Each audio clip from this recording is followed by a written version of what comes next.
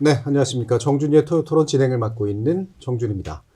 이번 윤석열에 의한 내란성 쿠데타 시도라고 하는 것은 우리 민주주의에 상당히 심대한 충격을 남겼습니다. 그 이유는 1987년 민주화 이후 이제 군에 의한 쿠데타는 아마도 없을 것이다 라고 하는 생각을 했었고요.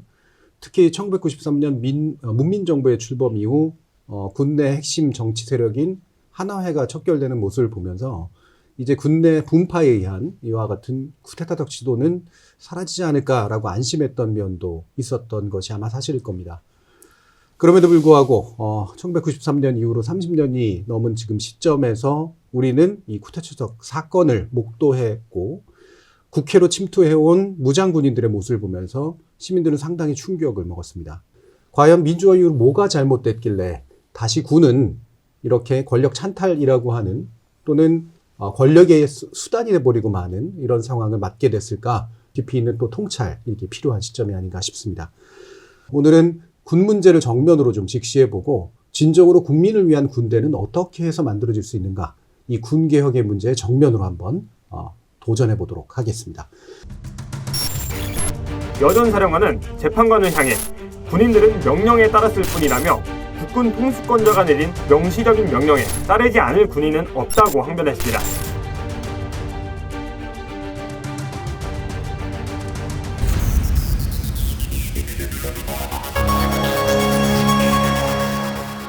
오늘 함께해 주실 토론 패널 두 분 소개하겠습니다.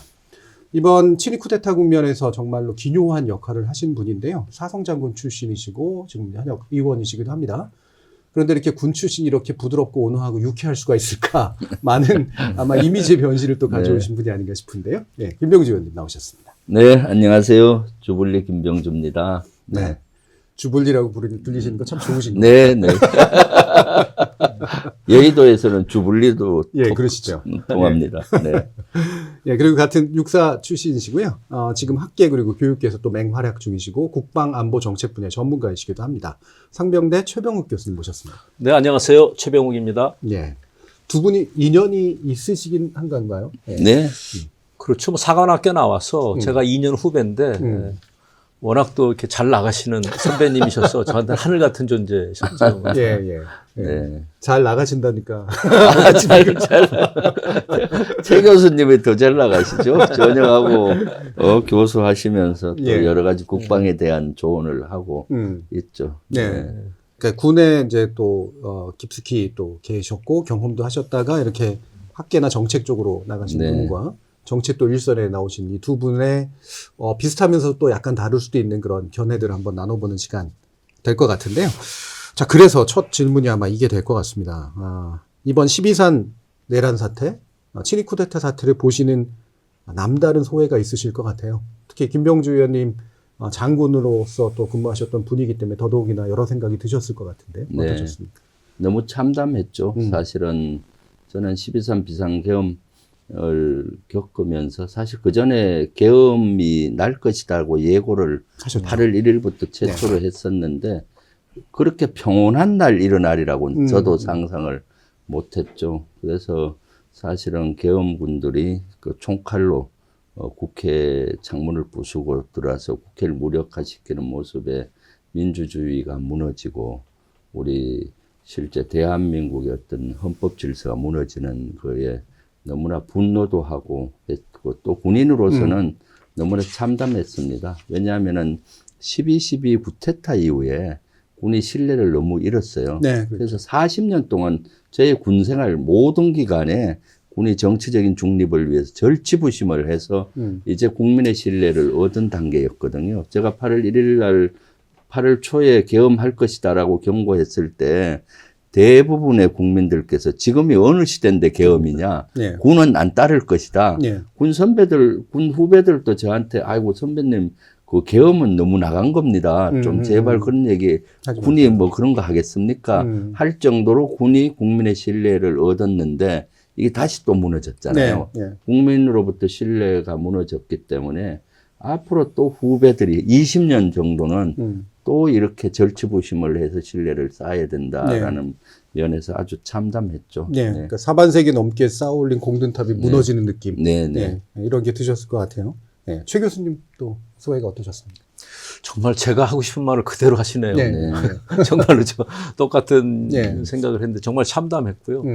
그날 밤 뭐 꼬박 밤을 샜고 뭐 이제 분노도 끌어오르기도 하고 또 한편은 슬프기도 하고 그 다음 주인가 이제 육군사관학교에서 화랑의식이 있었는데 네. 그때 무슨 행사가 있어서 초대받아서 갔었는데 딱 일주 된 거죠 그때 12.3 비상계엄 발령하고 무슨 메시지가 거기서 있을까도 이제 생각도 했었는데 마치 아무 일도 없었던 것처럼 생도들이 화랑의식을 하고 아무런 멘트 없이 끝나는 걸 보고 더 이게 숙연해지더라고요. 국가적인 위기 상황 속에서 네. 육사가 이렇게 조용할 수 있는가 하는 생각을 지켜보면서 우리가 넘어야 할 강이 꽤 깊고 넓구나 그런 생각을 했습니다. 네. 마침 그 말씀이 나오셔서 그 부분이 아마 현재 군을 보여주는 되게 중요한 상징적 징표가 아닌가 싶은데, 네. 그러니까 뭔가 강하게 이제 민주의식으로 무장이 돼 있었다면, 그러니까 유감의 어떤 표시라든가 아니면 이제 내부적으로 우리는 국민을 위한 군대다라든가 이런 것들을 뭔가 이렇게 나오리라고 생각이 되는데 그게 안 나온 거잖아요. 안 나왔었죠. 네. 눈치를 보고 있었겠죠, 아마도. 이게 옳은 건가 그렇지 않은가? 아니면 아예 생각이 그런 쪽에 안 가 있는 건가? 예. 다시 말하면 내란 세력에 대한 일부 동조 의사도 있는 건가? 네. 다 밝혀지지 않았을 뿐이지. 이 두 가지 양면의 의심 같은 게 좀 있는 것 같아요. 어떠십니까? 이게 이 현상에 대해서 뭐 단견으로 얘기할 수는 없겠습니다만. 그 12.3 내란이 딱 발표되는 순간에 대부분의 국민은 잘못됐다고 직감적으로 다 느꼈어요. 그쵸. 솔직히. 네. 그렇기 때문에 군 장병들도 이건 뭔가 잘못됐다라고 느꼈을 겁니다.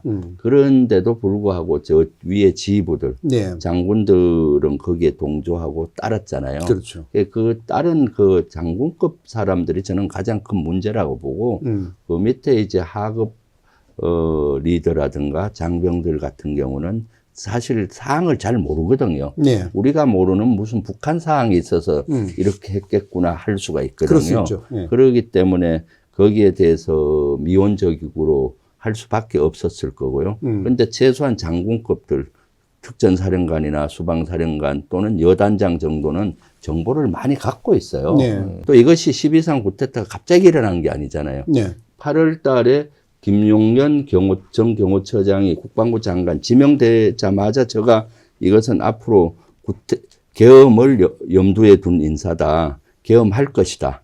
그때 정확히 얘기했어요. 앞으로 탄핵 국면으로 갈 때 곤란한 상황을 만들어서 계엄할 것이다. 김용년 장관 청문회 때도 계엄에 대해서 묻고 막 했잖아요. 그럼 그 장군들은 그걸 다 봤거든요. 그럼 계엄 상황에서 나는 어떻게 할 것인가 충분히 스터디를 저는 했을 거라고 봐요. 만약에 안 했다면 장군의 자격이 없는 거죠. 네. 그리고 특히 사단장급 이상은 네. 거기에 자기 사단에 법무참모가 있어요. 법적 조력을 그렇죠. 받을 법무팀을 가지고 있습니다.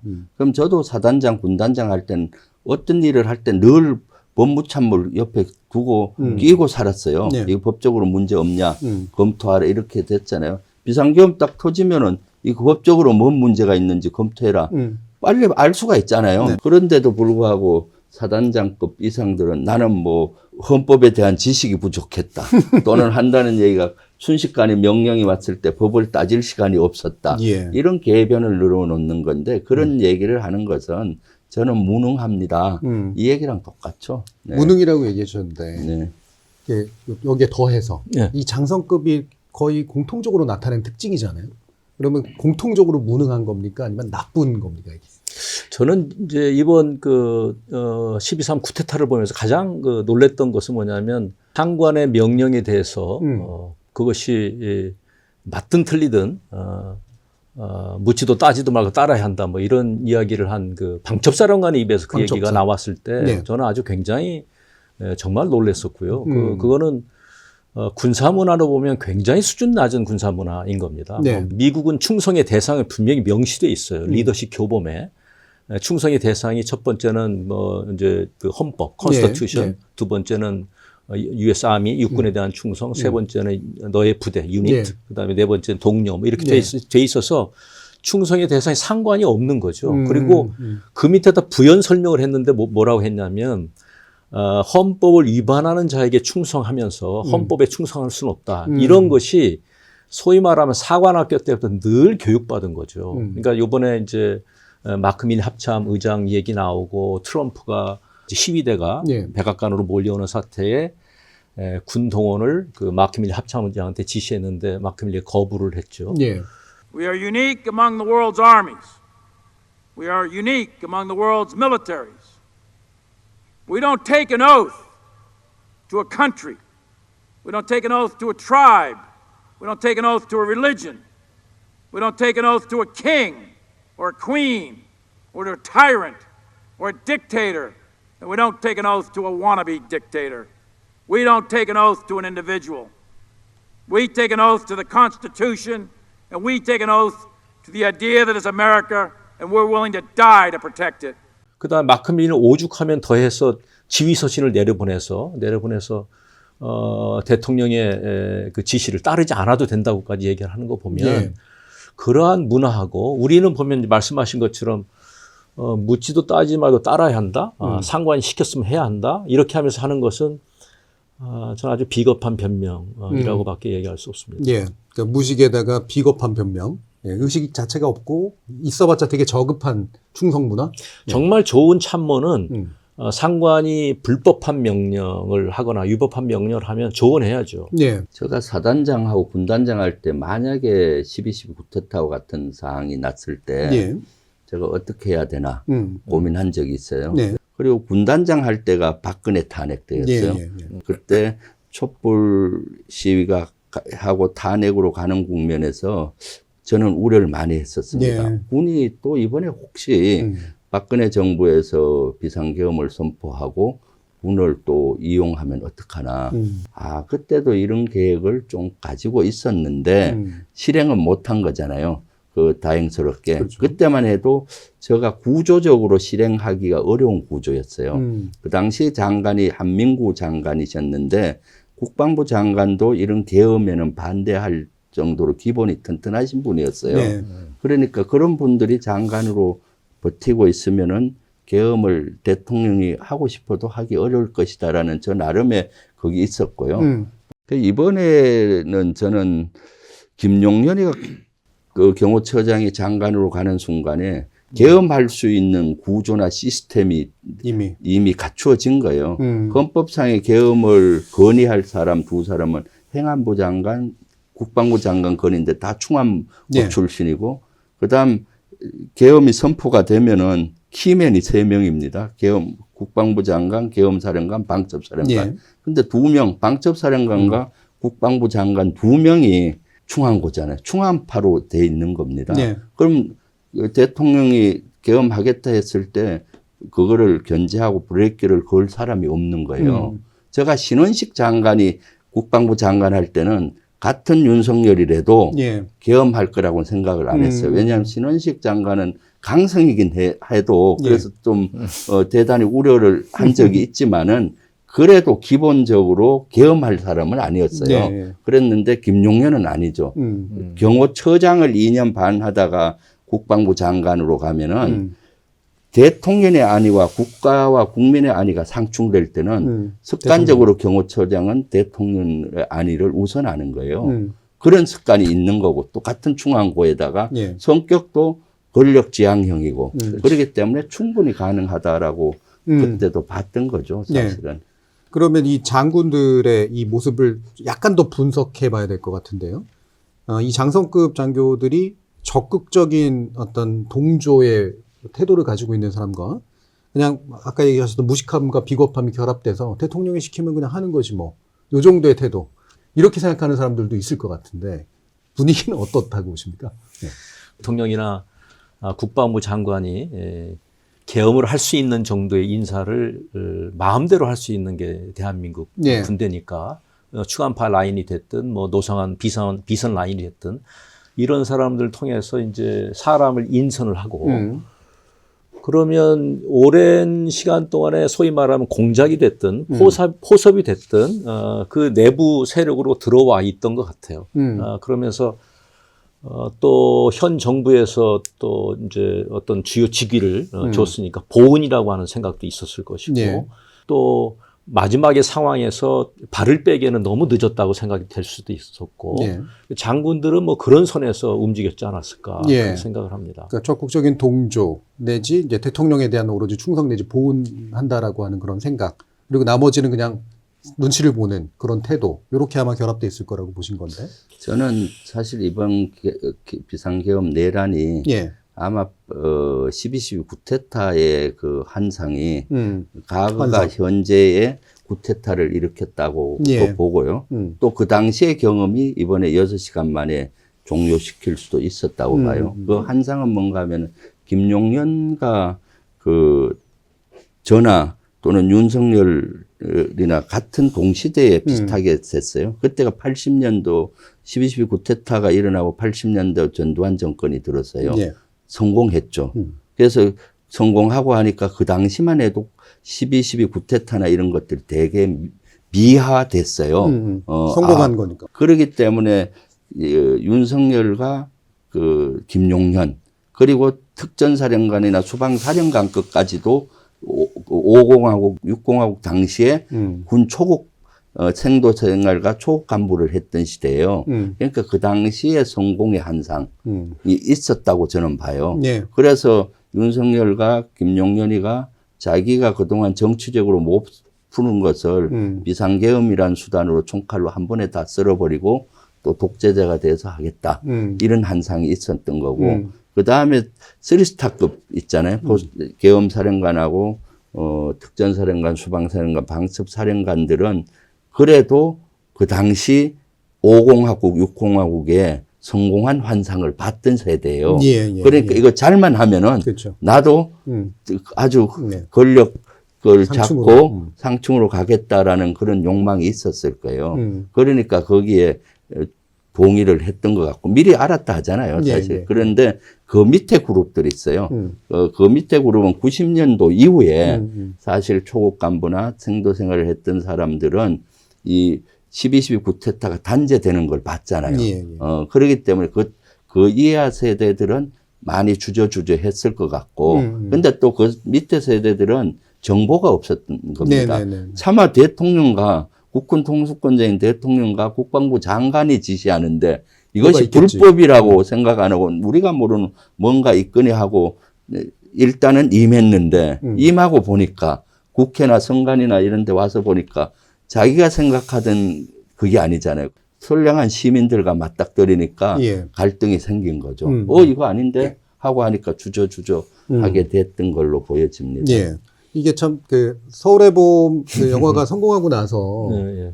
그 이런 얘기들이 많았어요. 그때 유명한 대사 중에 뭐 성공하면 혁명이고 실패하면 반란 아니냐 이제 이런 식의 것들이 아마 보는 눈에 따라 다를 거다. 윤석열은 성공을 주로 봤을 거고 네, 그렇죠. 시민들은 이게 이제 반란의 관점에서 이제 봤을 거다. 그게 이제 실제로 정확하게 부딪힌 네. 거잖아요. 근데 이 망상을 공유하는 사람들이 그 윗세대에는 분명히 있었다라고 하는 네, 거고요. 저는 그렇게 봅니다. 예. 네. 그리고 세대적 차이도 있고 어느 때 군 경험을 했느냐. 네. 정보의 차이도 있고 요게 이제 상급, 중급, 하급 간부들 사이에서 어떤 차이점을 만드는 핵심 동인이 있는 것 같다. 네. 예. 이 부분 어떻게 비슷한 생각이십니까? 예. 제가 얼마 전에도 사실 그 이제 쿠데타 일어난 다음에 네.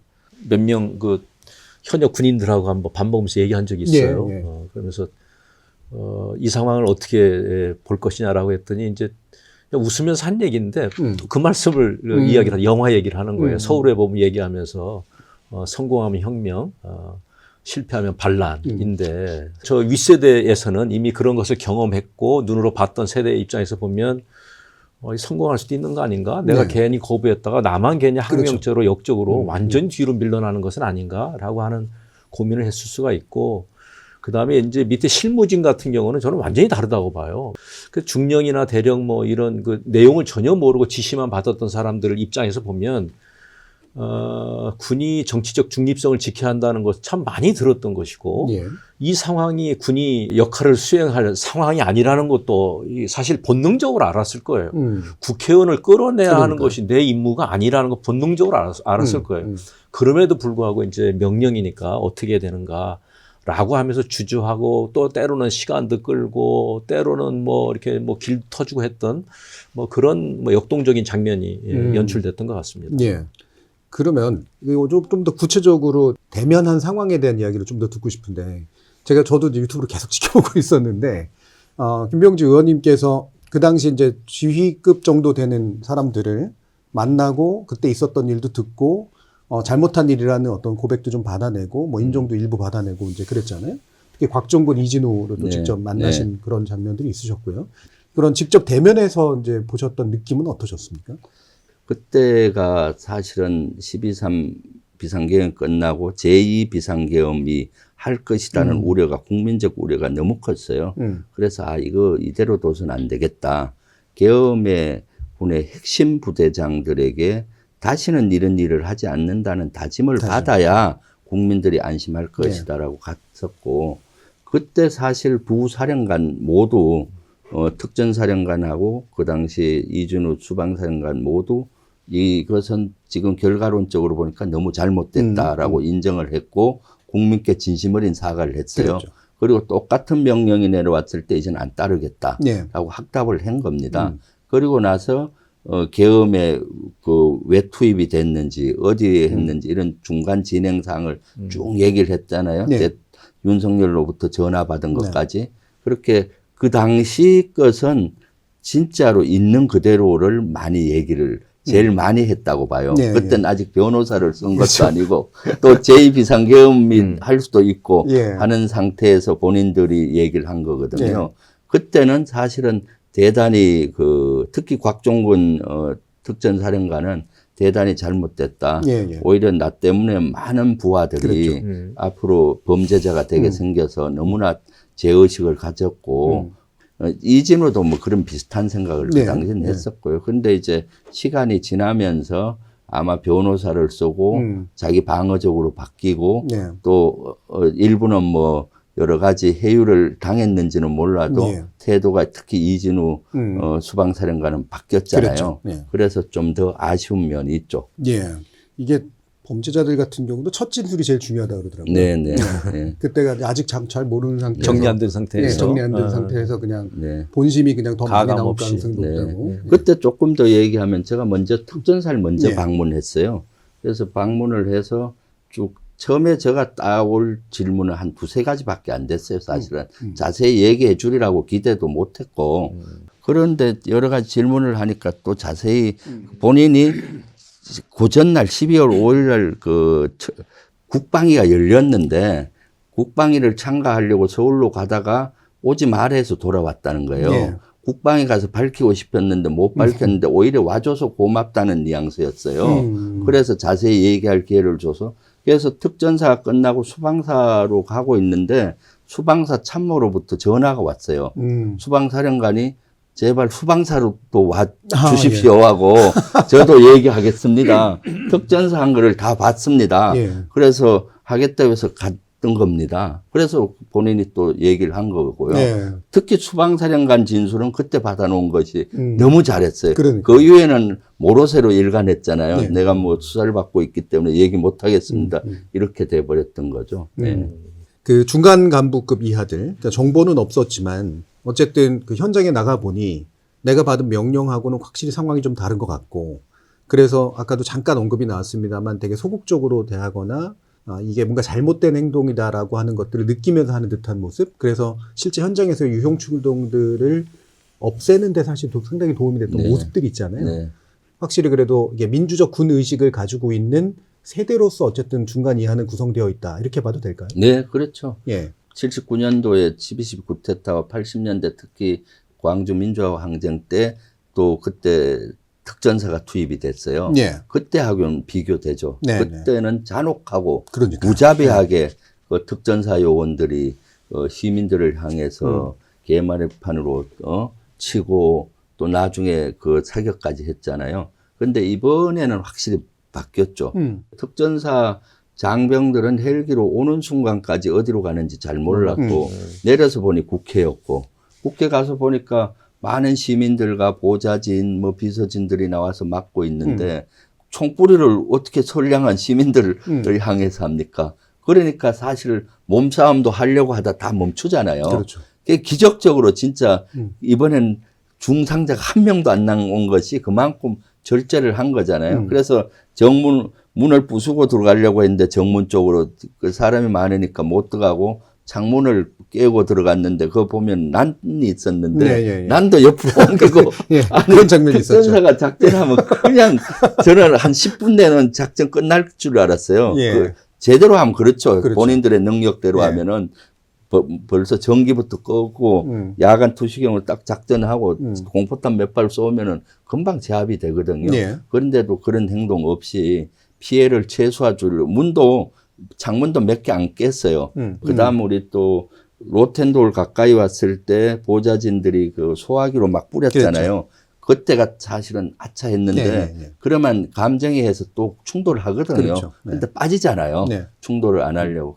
그것이 비상계엄 해제를 할 수 있는 큰 요인 중에 하나였다라고 저는 보고 있습니다. 예. 저는 보면 이제 첫 번째는 이제 군인이 기본적인 그 마인드가 예. 교전 상황이라든지 아니면 뭐 테러 상황이라든지 분명히 명확하게 적이 있을 때 물불을 안 가리고 상관의 명령에 따라서 들어가는 것인데 이번 이제 사태로 보면 그 예하 일선 간부들 입장에서 보면 제압해야 할 대상으로 인식하기가 굉장히 어려웠을 거예요. 예. 이게 전혀 뜻하지 않은 네. 상황인데 이게 누구를 제압하라는 거지? 국회의원을 제압하라는 것인가? 뭘 통제하라는 거지? 라고 하는 생각을 할 수밖에 없었고 군인복무기본법을 제정을 하면서 인권이라든지 또 기본권, 뭐 헌법에 대한 뭐 또 정치적 중립성, 군의 뭐 이런 것들을 많이 교육받고 듣고 배우고 했던 그 청년 그 장병들 입장에서 보면 분명히 적이 아닌 거죠, 이건. 두 번째는 저는 미디어 힘이 꽤 컸을 거라고 생각해요. 제가 볼 때 장병들이 스마트폰을 들고 뭐 이랬을 것 같지는 않은데 그래도 이미 시민들은 왔을 때 스마트폰을 들고 있었단 말이죠. 그래서 우왕좌왕하는 사이에 이 상황이 어떤 상황인지를 시간이 가면 갈수록 그 청년 장병들은 느꼈을 거예요. 아, 이게 우리가 제압하고 막 들어가서는 되는 것이 아니구나. 그런 갈등이 뭐 굉장히 심했을 것이다 생각이 듭니다. 예. 이번에 그 손자병법이라는 병서의 예. 관점에서 보면은 전쟁에 이기려면 군인들이 전투력을 발휘해야 되는데 그러려면 몇 가지 조건이 있어요. 도가 돼 있어야 되는데 네. 도란 거는 임금에서부터 말단 병사까지 대의 명분 아래 하나로 뭉쳐야 되는데 이번에 대의 명분이 없었어요. 그 다음에 이제 전투 수행관에는 상하 동력이 돼야 승을 한다고 하는데 상급자와 하급자가 같은 욕망으로 똘똘 뭉쳐야 되는 거예요. 근데 윤석열과 김용현은 성공하고 싶지만 장병들은 그거 뭔지도 잘 모르고 상하 동력이 안 됐고 또 우리 군인들이 진짜로 물불 안 가리고 불구덩이라도 뛰어들어서 전투력을 발휘하려면 적개심이 있어야 돼요. 예. 적에 대한 적개심. 이런 것들이 중요한 말씀. 딱 와서 보니까 없는 적이 거예요. 아니고 그렇죠. 보호해야 될 대상이 시민이잖아요. 네. 내가 보호할 분들하고 싸우란 말이야? 그런 반면에 우리 이쪽에서는 국회의원이나 시민들은 도가 돼 있었던 거예요. 네, 12.12 구테타의 그런 구테타가 일어나면 얼마나 어려운지 막아야 된다는 하나로 뭉쳤고 상하 동력도 돼 있었잖아요. 예. 야, 이렇게 구테타로 돼서 군부 독재가 되면 안 된다. 그러니까 목숨 걸고 같이 하나가 돼서 언론인 또는 시민들, 보좌진들, 국회의원 하나로 뭉칠 수가 있었기 때문에 진짜로 극적으로 2시간 반 만에 비상계엄 해제 결의안이 국회에 통과하고 예. 6시간 만에 종료할 수 있었다고 보여집니다. 예. 예. 적개심이 없으니까 화분까지 치운 거예요. 그렇죠. 네, 네. 예, 예. 그렇죠. 예. 손자병법 얘기하시니까 진짜 네. 군 출신 같으십니다. 아니, 제가 철학적인 사유를 많이 해보고 있죠. 예, 예. 네. 이렇게 고민을 또 많이 하시는 네. 그런 모습들이 또 옛날 그 병서에서부터 또 이렇게 네. 잘 풀어주셨는데 난처할 수 있지만 어려운 질문, 신상필벌에 관련된 질문인데요. 이게 참 논란들이 많습니다. 예, 처벌을 세게 해야 된다. 지휘고와 막론하고 이런 입장도 있고 그냥 소극 가담자 내지 단순히 명령을 따른 사람 뭐 이런 사람들은 그렇게까지 심한 처벌하면 안 되는 거 아니냐라는 의견도 있고요. 어떻게 보세요? 저는 이번 그 쿠데타 상황을 보는 우리 국민들의 시각이 좀 우려스럽기도 해요. 예. 그러니까 분명히 헌법이 위반되는 것임에도 불구하고 만약에 이것이 그쪽 용어 표현으로서 성공했으면 발생하게 될 우리가 치러야 할 희생이 얼마나 큰지에 대한 생각을 해보면 정말 아찔하거든요. 이런 상황인데도 국민들은 오죽하면 뭐 그랬을까 이런 생각도 하시는 것 같아요. 그래서 네. 저는 기본적으로 우리 이 사태는 대한민국의 민주주의 헌정 질서를 심각하게 위협한 사태라고 보고요. 또 상관의 명령을 따랐다고 해서 책임이 없는 것은 아니다 이렇게 봅니다. 뭐 베트남전의 미라이 학살 사건으로 보더라도 다들 그랬어요. 그 수많은 양민들을 학살하는 사건에서도 몇백 명을 그 어린아이부터 죽였는데 상관의 명령에 따랐다고 한 사람들은 오히려 죄를 엄하게 물었습니다. 그리고 상관의 부당한 명령을 따르지 않은 사람들은 사실 죄를 받지 않았어요. 그래서 이제 지금 같은 상황에서도 보면 나는 그냥 동조했을 뿐이라고 하는 동조 세력도 저는 뭐 경중을 따져서 분명히 그 죄의 대가를 받아야 된다고 생각을 하고 다만 이제 걱정되는 부분은 이 현장에 있었던 머뭇머뭇거렸던 그런 그 많은 장병들의 경우에는 판단을 좀 할 소지가 있다 이렇게 생각을 합니다. 이 부분 어떻게 네, 보세요? 저는 역사에서는 관용을 하면 안 된다고 봐요. 도선 안창호 선생께서도 역사에 관용하면 안 된다. 그런 그 당시 독버섯이 자라서 언젠간 또 역사를 후퇴시킬 것이다 라고 했는데 거기에 적극 공감합니다. 일단 여기에 대해서는 진상조사를 철저히 해야 된다. 지금은 아직도 진상조사가 빙산의 일각입니다. 진상조사를 먼저 철저히 하고 그 다음에 죄의 경중을 따져야 된다고 봅니다. 위에 지휘관들이나 지급들은 일벌 100개 해야 되는 것이고 밑에 초급 간부들 또는 병사들 이런 경우는 어쩔 수 없이 참가했는데 보니까 시민이라서 사실 소극적으로 했잖아요. 그런 분들은 정상 참작을 해줘야 된다고 봐요. 근데 중요한 것은 지금도 제대로 된 진상조사가 안 이루어지고 있어요. 수사기관에서만 이루어지고 있고 국방부 내 자체 조사를 해야 돼요. 이번에는 전국 단위 비상계엄이었습니다. 그 전방에 있는 군단장들은 지역계엄사령관을 했고 지작사령관이나 이작사령관은 지구계엄사령관을 하고 후방은 사단장들이 지역계엄사령관을 했어요. 그냥 저는 사령부 설치하다가 말았습니다. 이게 답변이에요. 그게 가담한 거예요. 그렇잖아요. 그렇죠. 그것이 6시간이 아니고 한 2, 3일 지났으면은 그 지역의 관공서, 그 지역에 다 장악하고 뭔가 했을 거예요. 그리고 그 중에서도 아주 소극적으로나마 반기를 든 사람들이 있어요. 수방사 같은 데는 모 중사 같은 경우는 그 국회 담장을 뛰어넘으려 했는데 넘기 싫다 해서 배제됐다 하더라고요. 그런 사람이라든가 또 수사관들 또 방첩사 수사관들 보냈는데 이 친구들이 직접 가기가 싫으니까 24시 편의점에서 컵라면 먹으면서 시간을 사실 작전하는데 그런 게 어디 있어요. 바로 가야지. 그러니까 어떻게든 시간을 좀 때우면서 소극적으로 했던 이런 때는 좀 선처가 경중에 따라서 돼야 된다라고 생각이 듭니다. 네. 사자성어 비슷하게 다 정리가 되네요. 진상조사, 일벌 100개, 정상참작. 역시 일목요연. 일목요연 하시네요. 자, 그러면 우리가 이제 군개혁에 관련된 이야기를 이제 나머지 시간 동안 나눠봐야 될 텐데 그거 가기 전에 이 부분에 대한 판단이 필요할 것 같아요. 군 출신으로서는 이게 좀 치욕적으로 느끼실 수도 있지만 우리 군은 저의 태생이 쿠데타 태생이야. 그리고 그 꿈을 버리지 않았어. 특히 이번에 많이 나오는 게 육사 카르텔이 그걸 절대 버리지 않았어. 이런 식의 이제 태도로 보시는 분들도 꽤 많습니다. 두 분은 또 이렇게 육사 출신이시기도 하고 원래 이제 군 출신이기도 하니까 우리 군의 본질은 이건 언제든 쿠데타를 일으킬 수 있는 세력으로 간주하고 개혁을 하는 거냐 아니면 일부와 그렇지 않은 다수가 있는 거냐 어떻습니까? 저는 이제 우리 군대 대한민국 국군이 전체가 쿠데타에 매우 취약하다 이렇게 보지 않습니다. 상당한 정도로 건강하게 지금까지 성장해 왔고요. 다만 취약점이 어디 있을까 가만히 생각을 해보면 방첩사는 조금 문제가 있는 것 같아요. 저희 부대 자체가. 부대 자체가 소위 말하면 그런 DNA를 갖고 있지 않는가 생각을 하는 것이 이제 보안사에서 또 기무사로 또 안보지원사로 방첩사로 이름을 바꾸었는데 늘 사실은 보면 쿠데타를 감시하는 그런 기능을 주로 강화했었던 그 조직이 늘 쿠데타의 중심에 오히려. 있었던 거죠. 예.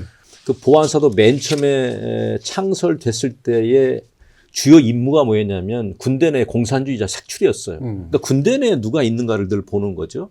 그 이후에 5.16 군사혁명 이후에는 군대 내에 쿠데타 세력이 혹시나 있지 않을까 이거를 봤던 것이고 지금도 동향 파악이라는 이름으로 뭐 이런 활동을 좀 하고 있으니까 그 DNA가 있는 방첩사가 있다라고 하는 것이 제가 볼 때는 좀 그 위험 요소로 보고 저는 그 방첩사는 해체 수준으로 좀 해편해야 된다고 늘 생각을 하고 있는데요. 뭐 이전부터 저는 그렇게 생각을 해왔고 두 번째는 이제 군의 인사인 거죠. 제가 말씀드렸습니다만 나쁜 마음을 먹는 권력자가 또 나쁜 마음을 먹는 그 장관이 소위 말하면 작심해서 인선을 마음대로 하면 쿠데타를 할 수 있는 정도의 세력을 확보할 수 있는 거죠. 근데 세 번째는 잘못된 군사 문화인데 복종의 문화, 상관이 명령하면 따른다고 하는 것. 지금 같은 경우 그 명령이 대통령부터 내려왔다고 하니 이 친위 쿠데타에 아주 치명적인 거거든요. 그래서 저는 이런 것들이 어울려서 그 쿠데타를 일으킬 수 있는 온상은 됐을지언정 우리 군대 전체가 쿠데타 취하가다. 뭐 저는 뭐 전혀 그렇게 생각하지는 않습니다. 예. 그러니까 방첩사는 확실히 문제가 있다. 이거는 네. 거의 해체 수준으로 정리해야 된다. 그리고 군 인사권을 사용하는 방식이 쿠데타 가능성을 높인다. 때로. 나쁜 마음을 먹었을 때. 예. 그리고 이제 군사 문화가 바탕에 깔려 있는 이런 좀 그냥 생각 없는 충성. 이제 이 부분들이 약간 맹목적인 충성인 거죠. 예. 과잉 충성이라고 할 수도 있고요. 예. 그런 부분을 이제 보셨고 전반적으로 이제 우리 군에게 그런 DNA가 있다고 보기는 어렵다. 이제 이런 네. 말씀이신데. 김병준. 저도 뭐 군에 쿠데타 DNA가 있다. 여기는 그렇게 보지 않고요. 군은 지금 대단히 건전한 조직이다는 거고요. 큰 틀에서 보면 먼저 제도와 상황을 그렇게 쿠데타로 할 수 있는 취약 구조가 지금 돼 있어요. 네. 그래서 제가 12.3 내란 이전에도 그때 우리 민주당에서는 서울의 봄팀을 만들어서 계엄법을 개정을 추진했거든요. 사실은 전시에는 뭐 계엄이 필요하겠죠. 근데 평시에 계엄은 제도적 시스템이 돼야 돼요. 대통령 네. 마음대로 할 수 있지 않게 사전에 예를 들면 국회 동의를 받는다든가 또 계엄 사후에 그 몇 시간 이내에 안 되면은 국회 동의가 없으면은 해제된다든가 그런 조건들을 잘해서 진짜로 계엄을 어떤 그 대통령이 나타나더라도 독재자가 나타나더라도 함부로 할 수 없는 제도 법을 장치를 만드는 게 중요하고요. 그 다음에 이제 군 내부로 들어가서는 일단 교육과 문화가 좀 학계적으로 바뀌어야 된다고 봐요. 먼저 교육은 헌법과 법률에 대한 교육을 고급 지휘관부터 장병들을 해야 되는데 헌법 교육을 잘 안 하고 있어요.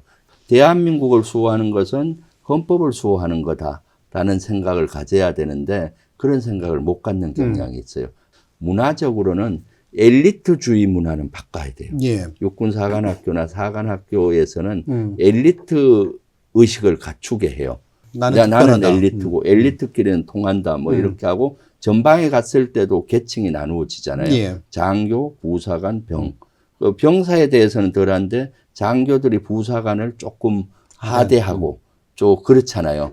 장교들은 엘리트다. 그렇죠. 장교 내에서도 육사, ROTC, 뭐 3사 학사가 있는데 육사 출신들은 내가 ROTC나 3사보다 더 엘리트다. 이런 의식을 가져요. 네. 그런 것들이 쿠데타의 DNA가 될 수가 있어요. 그래서 저는 이런 문화를 좀 확 바뀌어야 된다. 그러려면은 사실은 조금 전에 최 교수님이 얘기했듯이 인사 시스템이 바뀌어야죠. 어떤 특정한 엘리트 그룹만 진급시킬 것이 아니라 진짜로 공정하게 되는 시스템을 만들고 또 문화도 이제는 그 부당한 명령에는 따르지 않아도 된다라는 문화를 가지면은 이런 것들이 이루어지기가 어려운 거죠. 또 정치권에서는 헌법에도 있거든요. 군인은 정치적인 중립이 보장된다고 돼 있어요. 예. 외부에서 정치적인 중립을 하도록 돼 있는 겁니다. 예. 군 스스로가 하는 게 아니라. 근데 정치적인 중립을 방해하잖아요. 예, 예. 그렇게 보장을 안 했을 때 외부에게도 처벌 규정이 있어야 되는 거죠. 예, 예. 그런 것들을 보강을 할 필요가 있다라고 보여집니다. 예. 군 스스로도 중립 이제 지켜야 네. 되고 그렇죠. 외부에서도 그런 식으로 이제 네. 정치적으로 훼손시키면 안 된다. 네. 둘 다 처벌도 필요하다. 네. 조금 덧붙여서 얘기하면 이제 사관학교 교육 시스템은 좀 짚어볼 필요가 있다고 네, 생각합니다. 네, 네. 뭐 저 사관학교 나왔습니다만 뭐 이 생각은 사실 뭐 이 사태 이전에도 이제 늘 해왔던 것인데, 그러니까 사관학교라고 하는 것이 지금 사관학교는 교수진의 절대 다수가 선배들로 구성이 되어 있어요. 다 선배들이 교수진인데 지금 이렇게 변화하는 시대에 과연 그런 그 약간 폐쇄된 형태의 그런 교육 시스템이 바람직한가 이 생각을 하는 거죠. 자칫 잘못하면 이런 상황에서 보면 잘못된 군사 문화를 그 전승하는 그 도구로 사관학교가 전락할 수가 있거든요. 네. 사관학교는 너무나 중요하고 사관학교 출신들이 군의 수뇌부를 형성한다는 우리 전제로 보면 그 젊었을 때의 교육이 굉장히 중요하단 말이죠.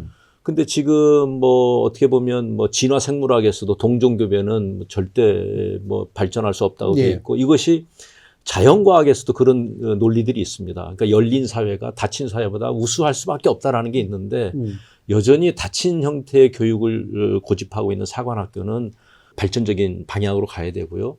뭐 요즘 사관학교 해체 소리도 많이 있습니다만 저는 해체라는 말은 적절하지 않고 저는 뭐 국군사관학교로 통합하는 것이 바람직하다고 생각을 합니다만 하여튼 그런 식으로 사관학교 교육을 그래 좀 다시 한번 볼 필요가 분명히 있고요. 그것이 군대 문화를 바꾸는데 굉장히 결정적일 수 있다라고 생각을 합니다.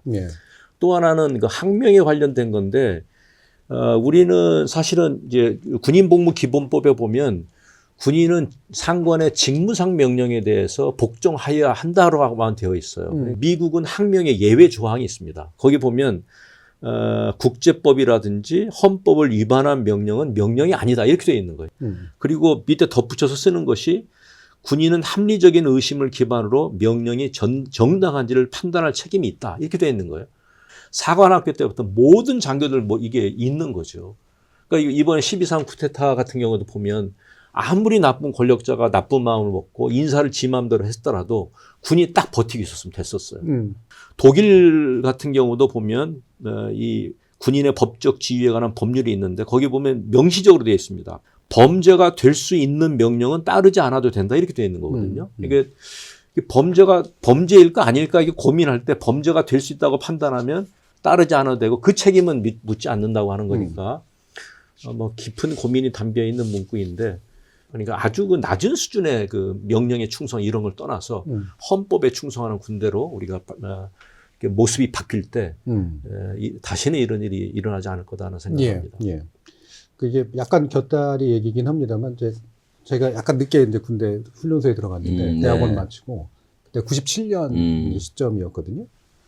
근데 저희 소대장 저보다도 아마 어렸던 소대장인 것 같은데 육사 바로 나와가지고 이제 소위하고 있었던 밤에 이렇게 저희 방에 들어오더니 요즘 말이야 민주화되고 나서 군인들 너무 무시해. 막 훈련병들한테 그러는 거예요. 그러면서 아마 육사 출신이었던 걸로 기억하는데 우리가 이렇게 개헌 같은 거 이런 거 하면 바로 동장급 되는 거야. 너희들 그거 알아? 막 이러면서 이런 얘기를 이제 했던 기억이 저는 개헌의 밤에 그때 났었어요.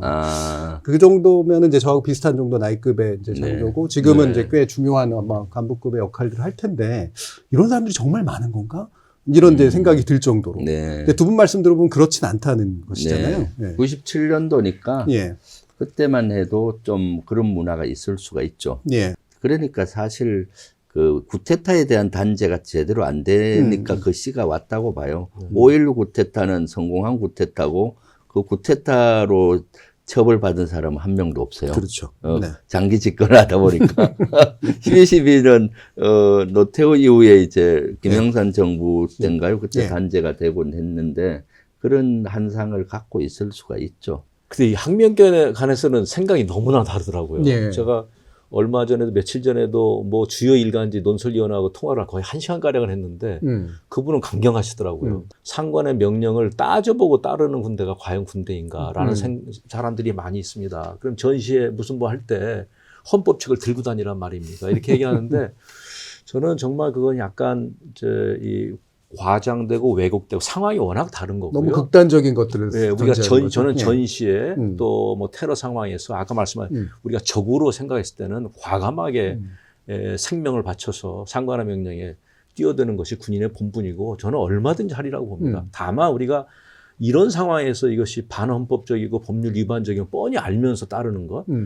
우리 국민들도 보면 하여튼 명령에 무조건 충성 이게 너무 몸에 밴 것 같아요. 예. 그러니까 헌법 교육을 조금만 하면은 누구나 직감적으로 이것은 헌법을 위배된다, 법률에 위배된다는 건 알아요. 전시에도 압니다. 그거 알죠. 저가 싸우는데 뭐 그걸 묻습니까? 근데 이제 적이 아니고 민간 복장을 한 사람한테 교전을 하라 하면은 그것은 해서는 안 되잖아요. 그랬을 때 전투 수칙을 세부적으로 해요. 아프가니스탄이나 이라크 전에 본 미군들도 민간복을 입은 사람에게는 하지 마라 하는데 그런 민간 복장 중에서도 총을 꺼낸다든가 폭발물이 있다 하면은 그런 교전을 해도 되고 이런 거 있잖아요. 그런 것들이 그 직감적으로 알게 돼 있습니다, 사실은. 예, 예. 그런데 마치 뭐 불법적인 명령은 따르지 마라 하면은 우리 군의 기강이 무너진다. 아니, 지금 우리 사회에서도 법치국가인데 법을 위반하는 게 뭔지 알잖아요. 어느 거 훔치지 마라. 뭐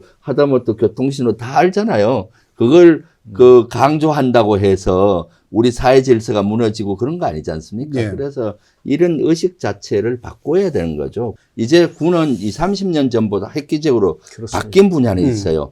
개인적인 그 심부름이나 이런 거는 잘 안 따라요. 3, 40년 전만 해도 개인적인 것도 시켜서 다 했어요. 예. 옛날 소대장 강본병이 뭐 군화까지 닦아주고 4, 50년 전에 한 적이 있었잖아요. 요새는 다 자기 건 자기가 해야 되잖아요. 그래서 법률 교육과 헌법 교육을 하고 또 법률 규정이 앞으로 좀 넣어야 될 것 같아요. 부당한 명령엔 따르지 마라 하고 조건 있잖아요. 이런 조건을 넣고 더 구체적인 거는 또 시행령의 예외 조항까지 넣어서 자꾸 훈련을 시켜야 되는 거죠. 예. 네. 그래서 군대에서도 그런 의식이 이제 막 성장하고 발전할 때 나쁜 권력자가 감히 이 군대를 동원하려고 하는 욕심을 못 내는 거죠. 불법적인 명령을 내리면 군은 움직이지 않는다. 이런 사인을 확실히 줄 필요가 있다고 생각합니다. 예. 이게 뭐 시쳇말로 그 FM대로 한다 그럴 때 그 FM이 필드 매뉴얼에서 네. 왔다라고 그러잖아요. 예, 예, 예. 그러니까 이런 수칙을 명확하게 인지하고 끊임없이 상황에 맞춰가지고 이제 이걸 해석하고 훈련되고, 훈련하고 예. 이게 이제 몸에 배야. 이 매뉴얼이 그렇죠. 몸에 배야. 그러면 이 좀 더 이제 그 큰 인사에 관련된 문제를 개혁에서 중요한 부분이니까 많이 나오는 얘기가 과연 국방장관은 반드시 군 출신이 하는 식으로 가는 게 맞느냐? 해외에서는 그렇지 않은데 국방장관 혹시 나중에 하셔야 되는 거 아닌가요? 그때부터 배제되면 안 되는데. 아니요. 저는 뭐 예. 문민장관도 필요하다고 봐요. 예. 문민장관도 필요하다고 보는 것이 특히 군 출신 중에 군을 전역하고 바로 장관이 되는 예. 경우는 사실은 군인의 연장선상에서 모든 걸 바라보려고 해요. 인사도 자기가 다 해버리려고 하고 총장 권한, 육군 총장이나 각군 총장 권한인 것도 자기가 관여하고 합참 의장의 권한도 관여를 해버리기 때문에 지금 사실은 우리 군은 군령과 군정이 되게 시스템이 잘 돼 있습니다. 그렇기 때문에 저는 민간 장관이라도 능력이 있으면은 충분히 할 수 있다고 봐요. 근데 아마 민간 장관이 하는 경우는 오히려 군 현역들에게 휘둘림을 당할 수가 있죠. 그럴 수 있죠. 군이 원체 복잡하지 않습니까? 잘 모르는 그러다 상태니까. 보니까 조금 영이 안 설 수가 있고 휘둘림을 당할 수 있는데 내공이 있고 군을 아주 잘 아는 분이라면 충분히 한다고 봐요. 예를 들면 우리 민주당에서는 안규백 의원 같은 경우 예. 그분은 방위 출신이긴데요. 그렇지만 그것과 관계없이 예. 국방에서 17년 이상 국방위 위원. 위원을 했어요. 이런 분들은 군을 너무 잘 알고 또 덕망도 있고 있기 때문에 충분히 그런 분들이 하게 되면은 제가 봤을 때 군을 잘 지휘하면서도 군에 휘둘리지 않고 또 정치권도 잘 알지 않습니까? 오히려 군을 더 예산을 확보하고 강하게 하는데 장관으로서 본연의 역할을 더 할 수 있다고 봅니다. 그런 정도의 내공이 있는 분이라면은 얼마든지 국방부 장관을 할 수 있다고 예. 봅니다. 네. 적어도 전역 후 얼마 안 돼서 바로 또 이런 식으로 네. 임용되는 건 안 된다. 그리고 충분히 전문가라면 민간인도 할 수 있어야 된다. 네. 그 문민장관 논의는 조금 더 깊이 들어가면 이제 이런 이야기가 있을 것 예. 같습니다. 이제 문민 통제인데요. 요번에 이번 쿠데타 상황을 보면서 군대가 잘못 움직여지면 군대가 당의 군대가 되거나 어느 권력자의 군대가 되면 얼마나 위험할 수 있다는 걸 다 봤죠. 예. 그래서 그게 문민 통제 핵심입니다. 그러니까 지키는 자를 누가 지킬 것인가. 군이 예, 국가 보위를 책임지지만 그 군을 통제하는 것은 민이 한다. 선출한 정부가 한다. 이런 것이죠. 그런 점에서 보면 전 국방장관이라고 하는 자리는 군의 대표, 현역에 있다가 예비역 나가고 나서 육해공군 다 내 밑에 있는 군의 대표에서 내가 장악해야 될 대상이 아니고 문민 통제의 개념에서 민의 대표로 내가 그 자리에 가서 군대를 내가 통제한다라고 하는 그런 심부름꾼의 국방부 장관인 거죠. 예. 지금까지는 이제 북한의 현실적인 위협이 있으니까 어느 이제 소위 작전도 잘 알고 합참 내용도 잘 알고 하는 장관이 훨씬 더 효율적일 수 있었을 거예요. 예. 근데 지금 이제 이런 사태를 겪으면서 문민 통제의 원칙으로 돌아가는 게 저는 바람직하다고 보고요. 예비역이나 군인이 국방부 장관이 되면 군의 대표자라는 생각이 있기 때문에 뭐 해군 출신이 장관이 되면 예, 소위 말하는 예. 수건 사업을 해결될 과제도 책임지고 그렇죠. 예. 이 자리를 끝나고 나면 내가 성우에 어떻게 가서 활동할 예, 것인지 뭐 이런 여러 가지 고민을 하게 될 텐데 그런 점에서 보면 문민 장관이 돼야 한다고 생각하고 그래서 미국 같은 경우는 뭐 이게 전역한 지 한 뭐 7년 경과 법률로 명시했으니까 지금 몇 년 되신 거죠? 저는 5년, 6년 예. 됐죠. 하여튼 이게 제가 7년인지 몇 년인지 모르겠는데 하여튼 전역한 경우 몇 년 경과를 이렇게 한 거죠. 문재인 정부 초기에 송영무 국방부 장관이 미국 거를 본따서 군인 출신이 장관 하려면 한 7년 후에 하겠다라는 걸 추진하려고 했었어요. 그런데 하려고 하다 벽에 부딪힌 것이 대통령의 인사권을 너무 제한한다. 그렇죠. 예, 그래서 그것이 없었던 걸로 됐었거든요. 그 당시도 좀 논의는 됐었습니다. 그 김병주 의원님은 주불리로 불리는 순간부터 이미 이제 군에서 상당히 멀어지시는 느낌이어서 네. 이건 뭐 7년까지 갈 필요는 없을 것 같습니다.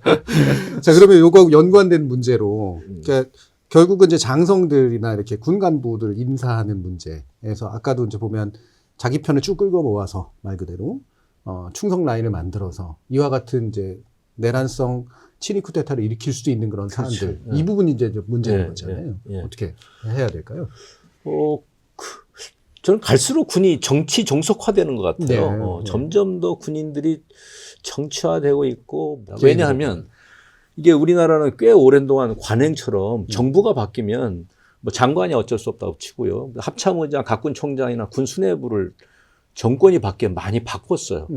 그러니까 오죽하면 이런 얘기도 있었습니다. 정권 말기에 진급하면 이건 아주 안 좋다. 정권 초기에 진급해야 나간다는 거거든요.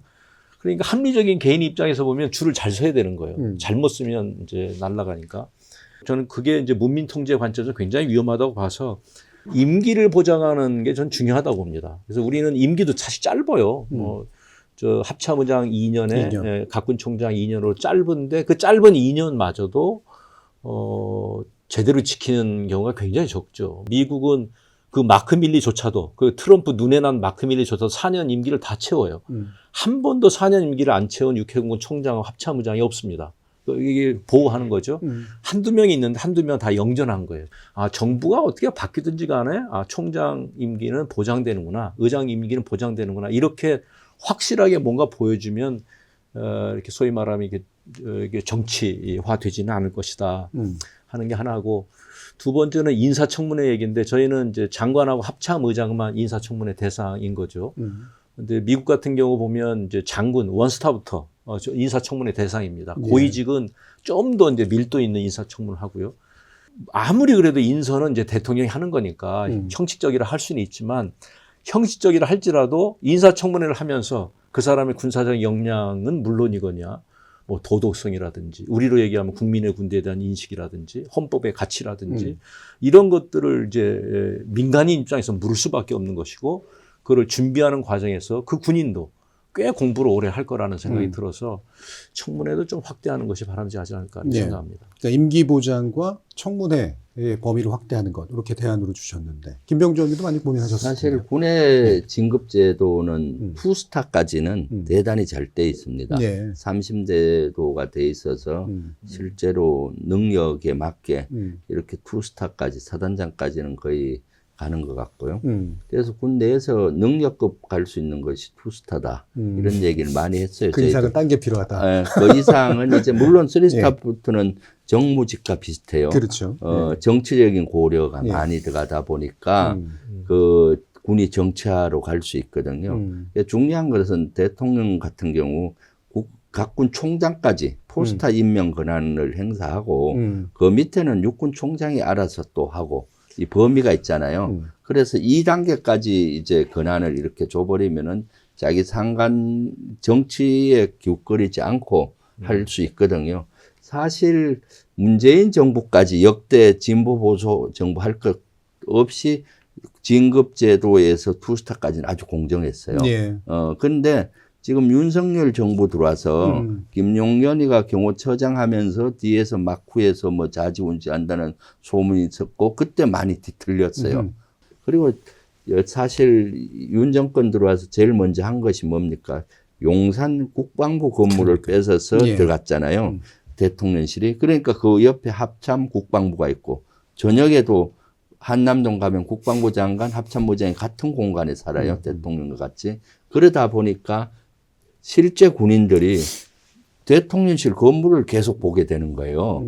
그리고 더 간섭이 심해지고 예. 그래서 이번에 한 3년 동안은 인사가 아주 뒤틀려 버린 겁니다. 그러다 보니까 군의 정치화가 이루어졌는데 저는 사실 대통령실도 이제는 새로운 정권이 들어서면은 충분한 준비를 가지고 옮겨야 된다고 봐요. 그래서 군과 아마 이번에 대통령실이 청와대에 있었다면은 쿠데타가 쉽지 않았을 거예요. 예. 그 안에 있으니까 보는 장병마다 다 손아귀에 있는 것 같잖아요. 그렇죠. 착각하는 거죠. 내 명령 한마디. 그러니까 그런 군은 바람직하지 않거든요. 네. 그래서 그런 인사면에서 투스타까지 하듯이 3스타, 4스타도 너무 정치적인 고려, 뭐 지역 안배니 뭐 등등 여러 가지 고려하지 말고 능력에 맞게 한다는 건 거기에 그 충분한 자료가 축적이 돼 있기 때문에 능력에 맞게 할 수 있는 거거든요. 예. 그런 제도로 가면은 큰 문제는 없을 거라고 봐요. 네. 청문회에 대해서는 저는 조금 생각을 달리해요. 왜냐하면 제복 입은 군인이 와서 합참의장 청문회 하잖아요. 개인 사생활 문제로 막 흠집이 나잖아요. 예. 그러면은 의장을 하고도 영이 안 섭니다. 뭔 얘기를 하면 옳지 지나 잘하지. 자기는 뭐 저렇게 하고 사생활을 파니까 그런 거예요. 우리 청문회가. 그렇죠. 그래서 청문회 제도 자체가 또 제도 바뀌어야죠. 자체가. 그래서 만약 더 학대하는 거는 좀 문제가 있을 것 같고 만약 학대한다면은 정책 청문회를 해야죠. 네. 도덕성 질문을 검증은 제안해서. 이미 수십 년 동안 계속 해온 겁니다. 진급할 때마다 했기 예. 때문에 사실 군인들은 그 이상 도덕성 검증을 안 해도 검증을 계속 해왔기 때문에 정책 검증을 하는 거죠. 북한이 이런 상황에는 어떻게 할 거냐. 지금처럼 비상계엄 이런 명령을 내렸을 때 어떻게 할 거냐. 이런 역사관이 어떻냐. 이런 거는 저는 동의해요. 예를 들어 각군 총장이라든가 군사령관 포스타 정도는 정책 청문회를 함으로써 정책적인 마인드가 커질 수 있죠. 청문회 제도에 관련해서도 또 우리가 개혁 논의를 사실 할 필요가 분명히 좀 있는 영역인데 말만 많았지 사실 계속 안 되고 있는 네, 그런 또 네. 영역이기도 하죠. 예. 자, 그러면 이제 마무리할 시간인데요. 지금까지 좀 이렇게 풍성하게 나눴던 그런 얘기들을 다시 국민의 신뢰를 받는 민주적 군대로서 그리고 자율적 군으로서 어떻게 재정립할 것인가. 이 부분은 군개혁이라고 말하기에는 왠지 부족한 느낌이 막 들 정도로 그는 완전히 재탄생시키는 그런 느낌으로 저는 생각이 됩니다. 그래서 두 분께서 좀 요약적으로 과연 새 정부는 그리고 새로운 국회에서는 어떤 제도적 개선과 군 내부에서의 또 개선이 필요한가 이 부분은 이제 마지막으로 들어보도록 하죠. 김병주 의원님부터. 일단 내란을 빨리 극복하고 예. 그것이 첫 번째 과제고요. 내란 극복 속에는 내란에 대한 진상조사, 일벌백계 하고 다시는 하지 못하도록 한 처벌. 예. 그다음 두 번째는 이제 군의 사기가 너무 떨어져 있습니다.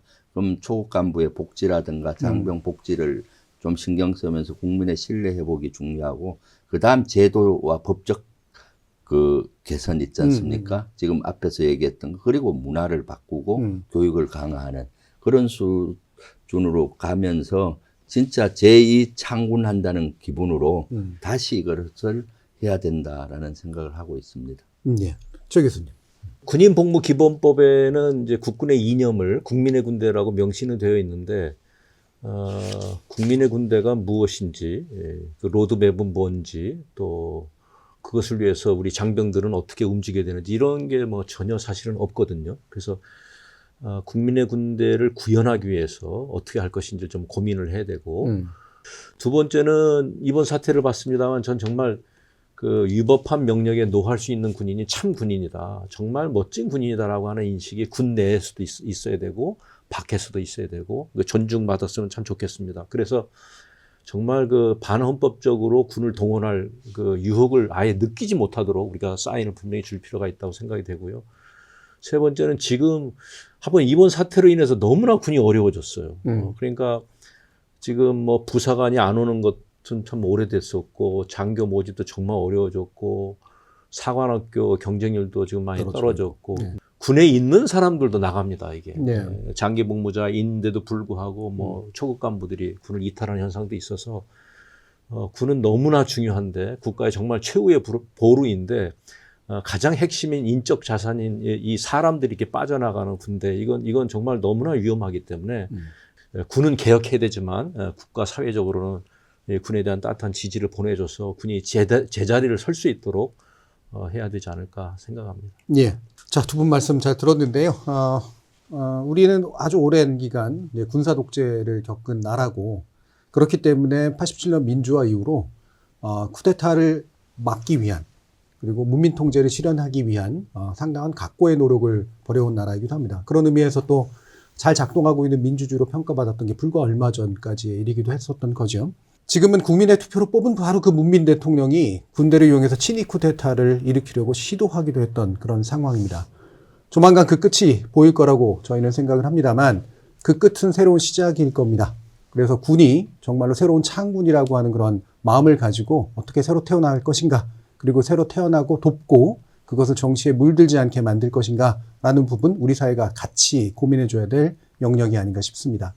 저희 정준의 토요토론, 새로운 사회를 위한 로드맵을 그려가고 있는데요. 이렇게 오늘은 군개혁에 관련된 문제를 논의했고요. 다음번부터도 계속해서 새로운 정부, 새로운 사회를 구성하기 위한 여러 가지 사회적 이슈를 던지며 함께 논의해 가겠습니다. 함께해 주신 모든 분들께 감사드리고 두 분께 또 감사드립니다. 감사합니다. 네, 감사합니다. 감사합니다.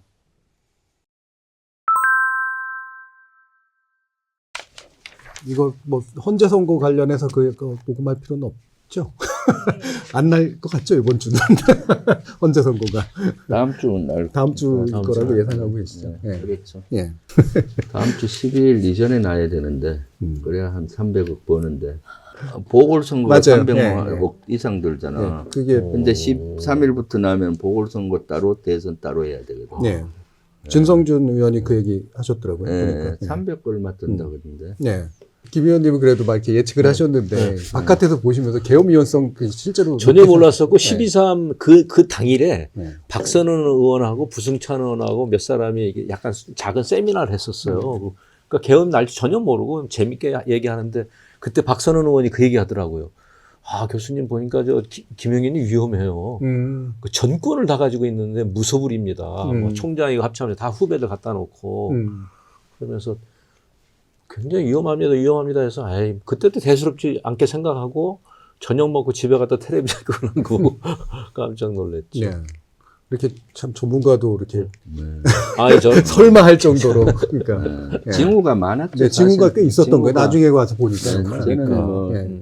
늘 징후에 집중해서 하이니 법칙 있잖아요. 예, 1대 그렇죠. 29대 300 예. 법칙. 그러니까 큰 대단하시고 사건이 저는 나기 전혀 전에는 몰랐는데 사소한 징후가 많았어요. 전 과하다고 생각했어요. 야, 왜 저러지? 네. 아니, 김영현도 안 한다 그러잖아. 막 그랬단 말이죠. 예. 김용년은 할 사람이야.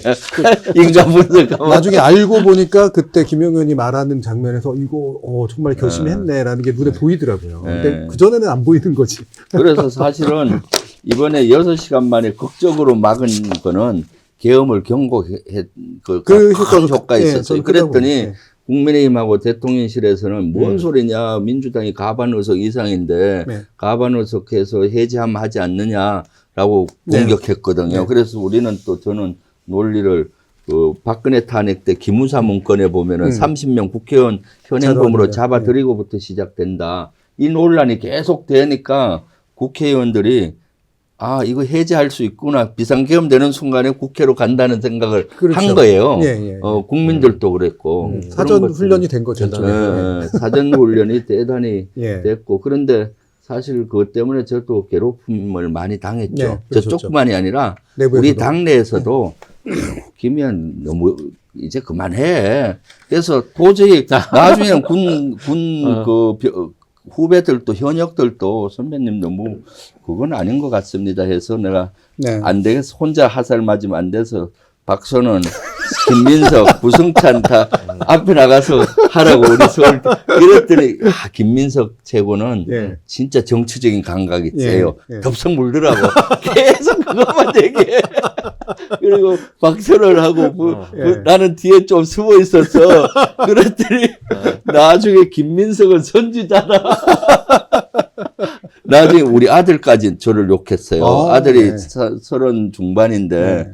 아버지 친구들이 그러는데 다들 친구들이 나 좋아했는데 네, 오버한다. 너무 오버한다. 아버지가 지금 정치인이 되더니 저렇게 후배들 욕먹이고 해서 되냐. 그 계엄은 좀 얘기하지 말라고. 아니야, 분명히 할 거야. 저쪽은. 그렇지만 내가 김민석하고 박선을 앞에서 왔으니까. 그랬었죠. 결과적으로 상당히 정말 도움이 됐습니다. 도움이 그러네요. 됐죠. 아마 12월 20일 넘어했으면은 성공했을 거예요. 네. 다 지역에 다 가버리고 예. 의원들 다 지역 가 그럴 수 있고 있죠. 예. 그것도 새벽 1시쯤 했으면은 아찔했어요. 성공했죠. 우리가 막 못 막지 새벽 1시쯤이면은 다 네. 자는데 어떻게 와요? 그리고 국회 딱 장악해버리면 뭐 아이고 끔찍해요. 하느님이 보호해서 6시간 만에 그래서 저는 이거를 되게 해프닝식으로 얘기하는 사람들이 가끔 있거든요. 너무 쉽게 생각하더라고요. 이거 성공했으면 우리 여기 못 있고 서해안 여기 다 그 서해안 꽃게밥 됐던가 아니면 비완 벙커에서 신음하고 있을 거야. 내가 볼게요. 우리 사인 작가가 다 했어요. 법원의 윤석열 대통령 구속 취소 결정에 대해서 검찰의 고심이 깊어지고 있습니다. 새벽까지 회의를 이어갔지만 즉시 항고할지 아직 답을 내지 못한 건데요. 먼저 서울중앙지검에 나가 있는 취재기자를 연결.